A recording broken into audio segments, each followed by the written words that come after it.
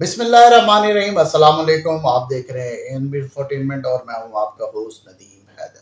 आज के इस व्लॉग में हम बात करेंगे रशिया और यूक्रेन के अंदर जो जारी जंग है उसके नतीजे में इस वक्त जो यूक्रेन है उसको कितना नुकसान पहुंच चुका है उसके इंफ्रास्ट्रक्चर को। जैसे कि गुज़िश्ता व्लॉग में हमने बात की कि अफगानिस्तान और यूक्रेन की जंग में बुनियादी फ़र्क क्या था, तो आज हम देखेंगे कि इस वक्त जो तकरीबन 496 दिन इस जंग को हो चुके हैं और मार्च के अंदर एक स्टडी की गई जिसके अंदर जो यूक्रेन का कीव स्कूल ऑफ इकोनॉमिक्स था उसके मुताबिक इस वक्त जो इकोनॉमिक कोलैप्स है, जो यूक्रेन की इकोनॉमी को इस वक्त तक नुकसान पहुंचा है वो तकरीबन 137.8 बिलियन डॉलर। ये कोई मामूली रकम नहीं है, एक बहुत बड़ी इसके अंदर जो है एक रकम है। अगर इसका मवाजना हम पाकिस्तान के साथ करें तो पाकिस्तान का जो टोटल एक साल का जीडीपी इंक्रीज के बाद जो टोटल उसका रेवेन्यू बनता है वो तकरीबन कितना बनता है, 376 बिलियन डॉलर। और अगर पाकिस्तान के बजट की बात की जाए तो पाकिस्तान का टोटल एक साल का बजट 50 बिलियन डॉलर के अंदर मुकम्मल हो जाता है, जिसके अंदर तमाम तर तनख्वाहें, मराद, सब्सिडी, ये तमाम चीज़ें शामिल होती हैं। लेकिन रशिया और यूक्रेन के अंदर के माबैन जो जंग जारी है और घमासान की लड़ाई इस वक्त हो रही है, एक साल बाद तकरीबन उसका जो तखमीना लगाया गया, क्योंकि ये 2022 फरवरी के तकरीबन आखिर पर ये जंग शुरू हुई थी, उसके अंदर जो यूक्रेन का अपना मानना है, उनका ये कहना है कि 137.8 बिलियन डॉलर उनका इस वक्त नुकसान हो चुका है। और इस नुकसान के अंदर तकरीबन 344 के करीब जो है सिर्फ ब्रिजेस शामिल हैं, पुल जो एक मकाम को दूसरे मकाम से मिलाते थे, और उसके अलावा तकरीबन 440 के करीब education institute, facilities, college, universities, इसके अंदर तमाम चीज़ें शामिल करके 440 के करीब जो है ऐसी इमारत जहाँ पर तालीमी सरगर्मियाँ हुआ करती थी वो मुतासर हुई हैं। और उसके साथ साथ क्या है, तकरीबन 137 के करीब अस्पताल हैं जो कि इस गोलाबारी का निशाना बने हैं। और साथ साथ अगर घरों की बात की जाए तो हज़ारों की तादाद में घर इसके नतीजे में जुज़वी तौर पर, मुकम्मल तौर पर जो है बुरी तरह तबाह हो चुके हैं। और उसके साथ अगर रशियन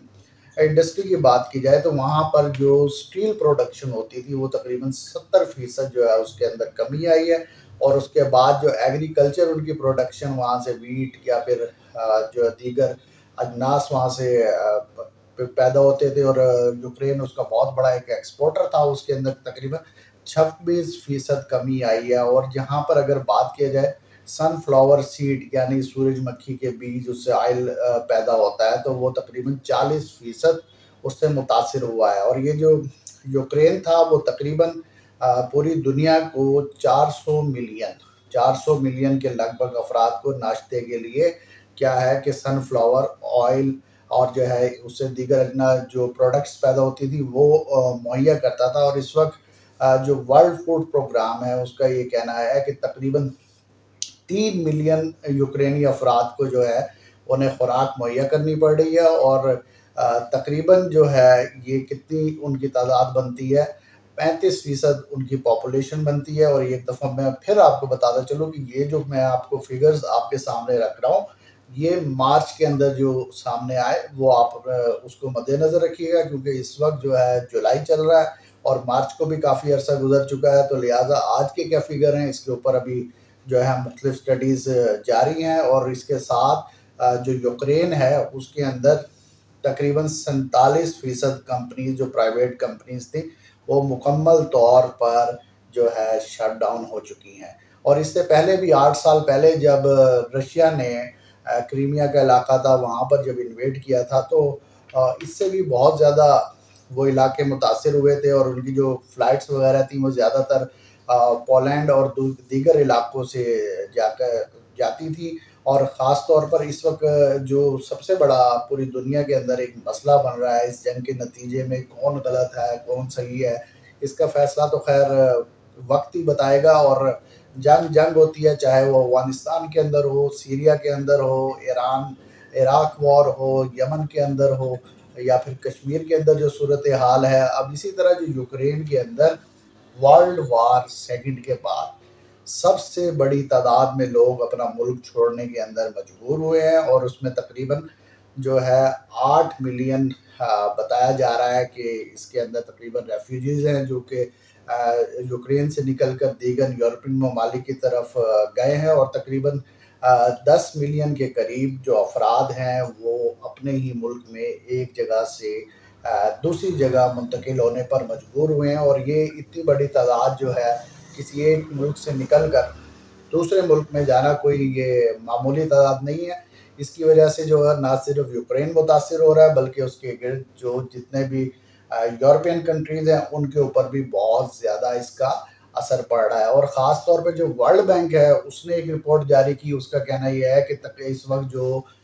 यूक्रेन की सूरत हाल है अगर इसको दोबारा रीबिल्ड किया जाएगा तो इसके अंदर तकरीबन 411 बिलियन डॉलर चाहिए और इसके लिए कम से कम अरसा जो दरकार होगा वो किसके 10 साल का अरसा इसके लिए दरकार होगा। जिस अब तक जो तबाही इस वक्त तक यूक्रेन के अंदर फैल चुकी है और वो जैसे जैसे दिन गुजर रहे हैं यूक्रेन की जानिब से मज़ामत तेज़ कर दी गई है और ये भी कोशिश की जा रही है कि जो रशियन ट्रूप्स ने जो एरिया ऑक्यूपाई किया है उसको वो क्लियर करा सकें। इसके नतीजे में ये जो नुकसान होगा ये पहले से कई गुना बढ़ने का जो है इसके अंदर खदशा है और उसके साथ सिर्फ 5 बिलियन डॉलर वो मलबा हटाने के लिए चाहिए जो बमबारी के नतीजे के अंदर कोई हॉस्पिटल है, कोई बिल्डिंग है, कोई रोड्स है, उनका जो सिर्फ मलबा होगा वो उठाने के लिए इनको कितना चाहिए 5 बिलियन डॉलर इनको दरकार हैं और इस वक्त जो IMF है वो सालाना 15.6 बिलियन डॉलर यूक्रेन को मुहैया कर रहा है। जबकि अगर आप इसका पाकिस्तान से मवाजना करें तो पाकिस्तान को हाल ही में सिर्फ 3 बिलियन डॉलर का वादा किया गया है कि उनको मुहैया किए जाएंगे और जो वर्ल्ड बैंक है उसका ये कहना है कि तकरीबन जो घर इस वक्त तक मुतासर हुए हैं, मस्मार हुए हैं, जुज़वी तौर पर तबाह हुए हैं, उनकी तादाद इस वक्त बनती है तकरीबन 2 मिलियन के करीब। 1 मिलियन के अंदर कितना होता है 10 लाख। तो ये तादाद इस वक्त आपके सामने आ रही है और उसके साथ ये भी बताया जा रहा है कि इसके अंदर हेल्थ इंस्टीट्यूशंस भी मुतासर हुए हैं। 650 के करीब एम्बुलेंसेस बताई जा रही हैं और उसके साथ तकरीबन 10,000 के करीब अफराद बताए जा रहे हैं जो कि इस जंग का निशाना बने हैं जिसके अंदर 500 के करीब बच्चे भी शामिल हैं और इसी तरह ये जो यूक्रेन की जो टोटल GDP है वो तकरीबन 29% तक गिर चुका है और जो पूरी दुनिया को जो नुकसान पहुंचा है उसके बारे में मुख्तलिफ इदारे हैं वो अपनी रिसर्चेस कर रहे हैं। यूक्रेन की तरफ से अपनी एक स्टैटिस्टिक्स सामने आती है और उसके साथ वर्ल्ड बैंक अपनी एक फिगर देता है। तो जर्मनी का एक इंस्टीट्यूट है ग्लोबल इकोनॉमी के नाम से, उन्होंने कहा है कि इस वक्त पूरी दुनिया इस जंग की वजह से तकरीबन 1.6 ट्रिलियन डॉलर का नुकसान इस वक्त जो है पूरी दुनिया को पहुंच चुका है। अगर इसको हम देखें 1 ट्रिलियन तो अगर बिलियन के आगे आप 3 सिफर लगा लें तो वो क्या बनता है 1 ट्रिलियन बनता है। और ख़ास तौर पर इस वक्त पूरी दुनिया की नज़र जो है यूक्रेन जंग पे है और देखने में यही आ रहा है कि जैसा कि पहले प्यूटन साहब का बयान आया, उन्होंने खदशा एक ज़ाहिर किया कि पूरे नेटो और वेस्ट से लड़ने से बेहतर है कि यूक्रेन के साथ जंग कर ली जाए। लेकिन जिस अंदाज में पूरी दुनिया की जानिब से उन्हें हथियार मुहैया किए जा रहे हैं और उसके साथ जो है बहुत सारे ऐसे वॉलंटियर्स हैं जो कि इस जंग का हिस्सा बन रहे हैं। बाकायदा तौर पर अभी किसी दूसरे मुल्क ने यूक्रेन के अंदर फौजें तो नहीं उतारी लेकिन जिस स्केल के ऊपर ये जंग जारी है तो ये कहना जो है कोई आसान नहीं होगा कि किस वक्त ये जंग ख़त्म होगी। और देखने में यही आ रहा है कि आने वाले दिनों में इस जंग का ना सिर्फ जो है ये कह सकते हैं कि ये बढ़ने का इसके अंदर इम्कान है बल्कि जिस अंदाज में मज़ामत की जा रही है और रशिया की जानिब से जो मैयर इस वक्त इकदाम किए जा रहे हैं उससे ये ज़ाहिर हो रहा है कि ये कई सालों तक ये जंग फैलेगी। अब ये देखना होगा कि अगर एक जानिब 137.8 बिलियन यूक्रेन के लग रहे हैं तो 80 से 90 बिलियन डॉलर रशिया का इसके ऊपर एक साल के अंदर खर्च आ रहा है। तो ये देखेंगे कि क्या वजह बनती है क्या अफ़गानिस्तान की तरह ही ये तकरीबन 10 से 12 साल तक ये जंग जारी रहेगी, या फिर कौन है वेस्ट इसकी कीमत चुकाएगा या फिर रशिया इसकी कीमत चुकाएगा,